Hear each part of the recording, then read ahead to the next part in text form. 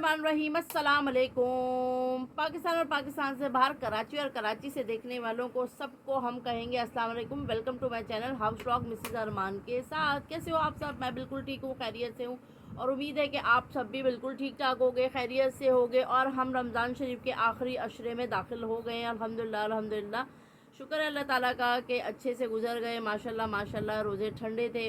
अब एक दो दिन से थोड़ी सी गर्मी स्टार्ट हो गई है, लेकिन आगे अल्लाह से अच्छी उम्मीद है इंशाल्लाह ताला कि सब कुछ अच्छा ही होगा। और आप लोग मुझे ये बताएं कि आप लोगों की ईद की शॉपिंग अभी तो शुरू हो गई होगी, लेकिन जो है जिन बच्चों के अभी स्कूल बंद हो गए हैं और जिनके रिज़ल्ट आ गए हैं, उन पेरेंट्स के लिए डबल टेंशन है, लाइक मेरी तरह।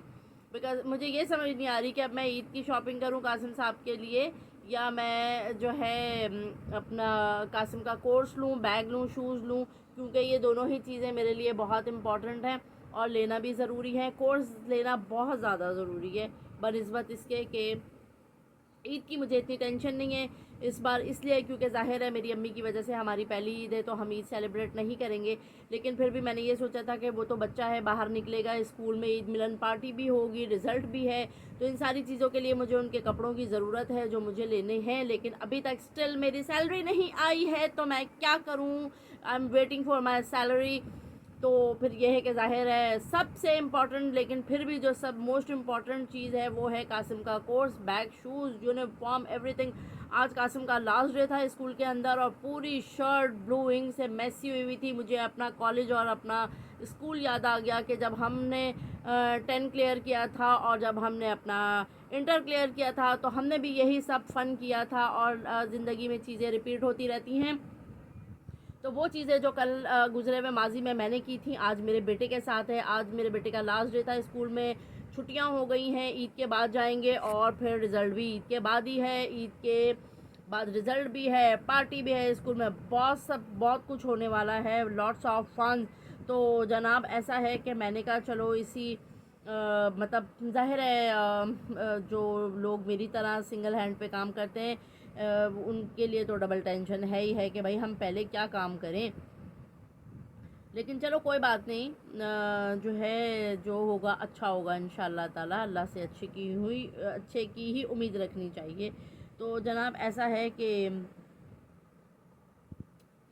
आज इफ्तारी में क्या बनाने वाले हैं आपको दिखाते हैं कि आज इफ्तार में क्या बनाएंगे। मेरे पास रखे हुए हैं फ्रोज़न पराठे, तो मैं सोच रही हूँ उससे कोई मज़ेदार सी रेसिपी बना लूँ, क्योंकि मैंने कासिम साहब के स्कूल जाने के लिए ला के रखे हुए थे। ब्रेड भी ला के रखी थी जिसके कल मैंने ब्रेड्स के तो मैंने बना लिए थे जनाब। क्या बनाया था हमने? ब्रेड पिज़्ज़ा बना लिया था। लेकिन जो पराठे रखे हुए हैं ना, वो मैंने सोचा क्यों ना आज उसकी कोई मज़ेदार सी चिकन के साथ मिक्स करके कुछ मज़ेदार सा बनाते हैं। तो देखो अभी तो फ़िलहाल मैं चक्कर खा रही हूँ, सर में दर्द हो रहा है क्योंकि थोड़ी शुगर भी स्पाइक हुई है, अरमान साहब की भी तबीयत ठीक नहीं है, वो भी टेंशन। फिर जाहिर है बहुत सारे मसले मसाइल एक साथ उठकर आ जाते हैं ना, लाइक आप अभी रेंट भी पे करना है, मुझे गैस और बिजली का बिल भी देना है, कासिम साहब का सारी भी उनकी भी सारी एसेसरीज़ करनी है, ईद की भी शॉपिंग जाहिर है बच्चे के लिए तो करनी पड़ेगी मुझे। तो ये सारी चीज़ें लेके बैठ के सोच रही थी कि कैसे प्लान करूं, कैसे चीज़ों को मैनेज करूं। वैसे तो अल्हम्दुलिल्लाह अल्हम्दुलिल्लाह अल्लाह ताला का बहुत शुक्र है कि मैनेज कर लेती हूँ सारी चीज़ों को, अल्लाह का बहुत शुक्र है, एहसान है।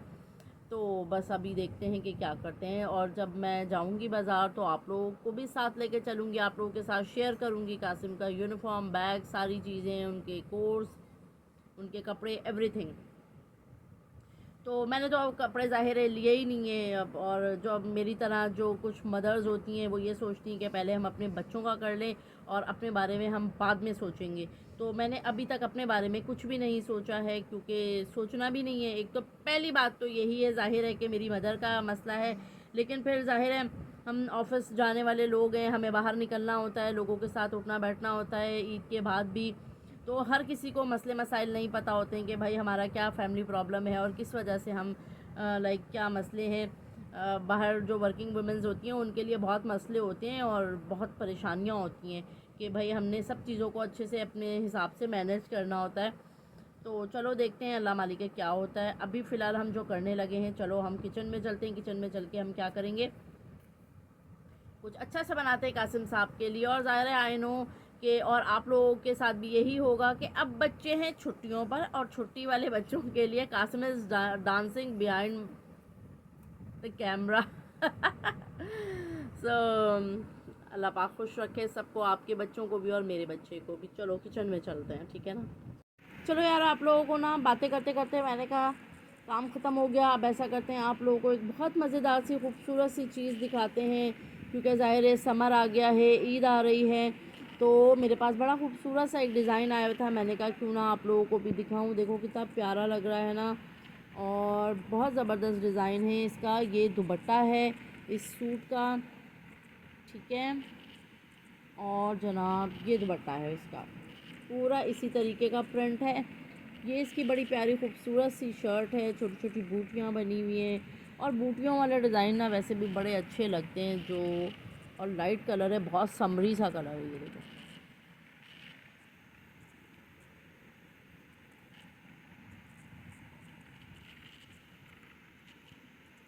एक ये कलर था बड़ा प्यारा खूबसूरत सा, छोटी छोटी बूटियाँ हैं इसके अंदर, वन पीस है, ठीक है। और ये इसका दुपट्टा है, बड़ा खूबसूरत सा प्यारा सा। इफ़्तार में पहनो, कहीं पे भी, अलविदा पे पहन लो, ईद के दूसरे दिन पहन लो, तीसरे दिन पहन लो, कभी भी पहन लो भाई, ये आपकी अपनी चॉइस है, ठीक है ना। चलो अब क्या करते हैं, थोड़ा और कुछ काम है वो कर लेते हैं। और आप सब लोगों का यार बहुत बहुत थैंक यू, जो लोग मेरे चैनल को देखते हैं, सब्सक्राइब करते हैं, सपोर्ट करते हैं, कमेंट करते हैं, लाइक करते हैं। प्लीज़ यार वीडियो को पूरा देखा करो, शेयर कर दिया करो, क्योंकि आप लोगों को मैंने कई बार बताया है कि मुझे इस चैनल के सपोर्ट की बहुत ज़्यादा ज़रूरत है। उसकी वजह यह है कि देखो मैं कोई ड्रामा नहीं करती, कुछ नहीं करती। मैं बहुत अच्छी साफ़ सुथरी जितनी मेरे मुझसे हो सकती है मैं वो वीडियोज़ बनाने की कोशिश करती हूँ कि उसमें कोई हैंकी पैंकी ना हो, कोई गलत चीज़ ना हो, किसी का दिल आज़ारी ना हो, कोई गलत बात ना करूँ। बस ऐसी साफ़ वीडियो बनाती हूँ मैं, अपने खाने को लेके, अपने कपड़ों को लेके, या अपने बस छोटे मोटे घर के काम दिखा देती हूँ आप लोगों को। और चैनल बनाने का मेरा असल मकसद, जो बेसिक मेरा मकसद यही था कि भाई इस चैनल से मेरी फैमिली को, मुझे, मेरे हस्बैंड को और मेरे बच्चे को कुछ सपोर्ट हो सके। मैं इस रेंट के घर से निकल के अपने घर में जा सकूं, मेरा अपना घर हो जाए। कि पता नहीं इंसान की ज़िंदगी का क्या भरोसा, आज हम हैं कल हम ना हों। तो कम से कम मेरा बच्चा धक्के नहीं खाएगा, मेरा बच्चा किरायों पे कहाँ रहेगा, कैसे करेगा। अरमान साहब एक ब्रेन हैमरेज के पेशेंट हैं, मैं खुद एक डायबिटिक पेशेंट हूँ, बीपी की पेशेंट हूँ, बच्चा अभी छोटा है।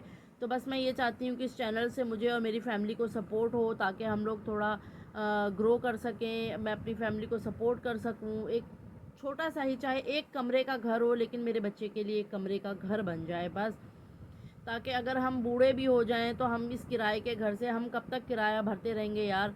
इतनी महंगाई के दौर में किराया निकालना बहुत मुश्किल है यार, गैस और बिजली के बिल भरना बहुत मुश्किल है। जो लोग किराए पे रहते हैं वो मेरी इस फीलिंग को समझेंगे कि जब सैलरी आती है और आप इतने मोटी एक गड्डी उठा के 15,000 20,000 रुपये आप रेंट पे कर दो, और फिर वो कितना दिल दुखता है। मैं कहती हूँ कि मेरी जान निकल के रह जाती है कि जब मैं रेंट पे करती हूँ, बहुत बहुत ही तकलीफ़ दे वो लम्हा होता है कि जब मैं रेंट और बिजली और गैस का बिल और ये सब चीज़ें करती हूँ। तो मुझे लगता है कि यार ये पैसे मेरी फैमिली के काम आ सकते हैं, इसमें मेडिसन आ सकती हैं, हमारा कोई फूड आ सकता है, कुछ भी आ सकता है। तो इसलिए प्लीज़ आप लोग मेरे चैनल को सपोर्ट करो, लाइक करो, शेयर करो, ताकि मैं जो चाहती हूँ अपने लिए, अपने बच्चे के लिए, अपने हस्बैंड के लिए कुछ कर सकूँ। सो गाइज़, यहाँ बनाएंगे हम बहुत मज़ेदार से अपने फ्रोज़न पराठे के साथ चिकन फ्रोज़न पराठा पैटी, ठीक है। यहाँ है मेरे पास चिकन, अंडा बीट कर लिया, यहाँ है हमारे पास चीज़। अच्छा, यहाँ पे मैंने क्या किया कि पराठे को ना बीच में से दो हिस्सों में कट कर लिया। यहाँ रख रही हूँ मैं चिकन। चिकन के बाद मैं इसके ऊपर लगाऊंगी जनाब मज़ेदार सी चीज़, और फिर हम अंडे से इसकी क्या करेंगे, ब्रशिंग करेंगे,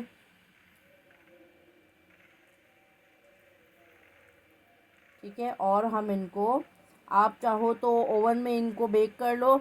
मैं इसको क्या करूँगी कि अपने पैन के अंदर, लाइक फ्राई पैन के अंदर मैं इनको बनाऊँगी, ठीक है। ये किस्सा मैंने कर दिया। अब मैं इसको चिकन डालूँगी यहाँ पे, श्रेड किया हुआ चिकन है मेरे पास, ये डाला मैंने इसके ऊपर। अब मैं इसको फोल्ड कर दूंगी इस तरीके से।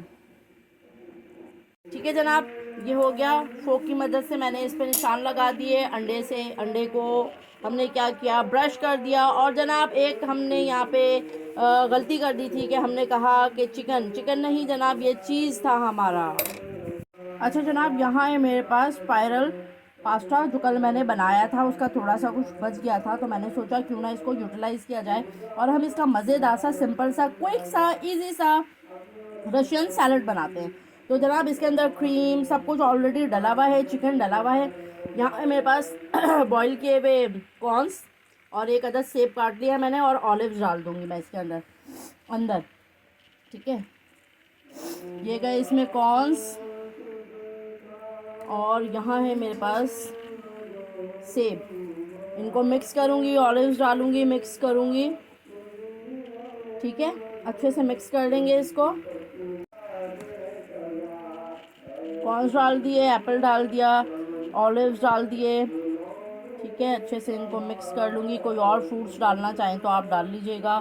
मेरे पास ये ऑलरेडी बने हुए थे पास्ता, तो मैंने कहा मैं ज़ाया नहीं करूँगी, इससे मज़ेदार सा Russian salad easy and quick सा बना लेते हैं। अगर आप इसमें एप्पल ना डालें तो आप क्या कर सकते हो, इसके पार्सल्स भी बना सकते हो। जो समोसा या रोल पट्टी होते हैं उसके अंदर आप मैक्रोनी पार्सल्स बना सकते हो। इसके बहुत अच्छे, बहुत मज़े के बनते हैं, क्रीमी क्रीमी से। देखा कितना मज़ेदार सा हमने क्विक और इजी लेफ़्ट ओवर चीज़ से बना लिया अपना सैलड।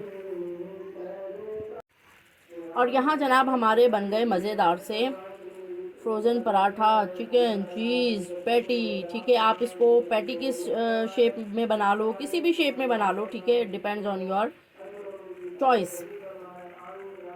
जब इसमें से चीज़ निकलेगा तो यमी यमी हो जाएगा।